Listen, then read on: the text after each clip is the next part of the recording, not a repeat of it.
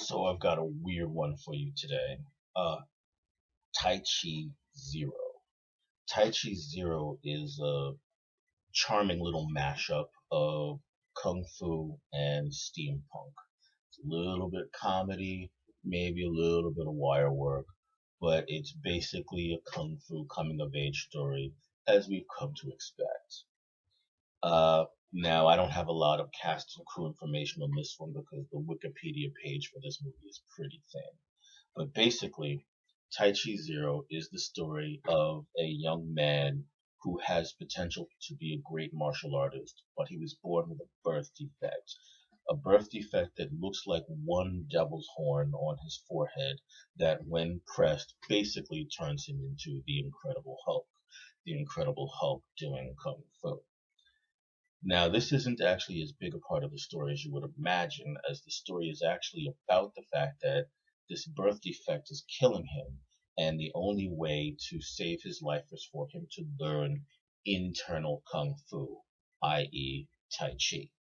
So, he has to travel to this village, which is the village where they do the best internal kung fu, and there he has got to convince the inhabitants of this village to teach him their martial art. However, this village has a law that they do not teach kung fu to outsiders, so he has to try to convince them to teach him. But every time he tries to enter the village, they throw him out.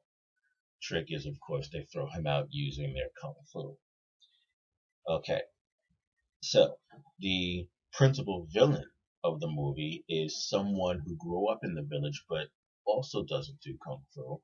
And this guy is a technophile in the late 1800s. Here's your steampunk angle. Now, this guy is trying to get the villagers to allow the brand new Chinese railroad to move through. A little bit Western in there. And in fact, he's a British educated Chinese dude engaged to marry a girl from the village while carrying on a relationship with a woman from the West.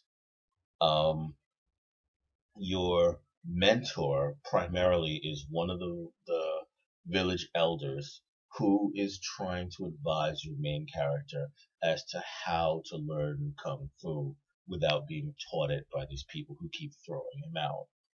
Uh, Obviously, the people throwing him out are actually his obstacles. They're his threshold guardians, quite literally. And the upside of the film, the upside of the film is the kung fu is pretty good. It's enjoyable. There's a little bit of wire work in there. I'm not a big wire work fan. Um, the acting is pretty decent. It's pretty funny, not quite as funny as something like Kung Fu Hustle, but you'll have a good time. You'll get a few good smiles out of it.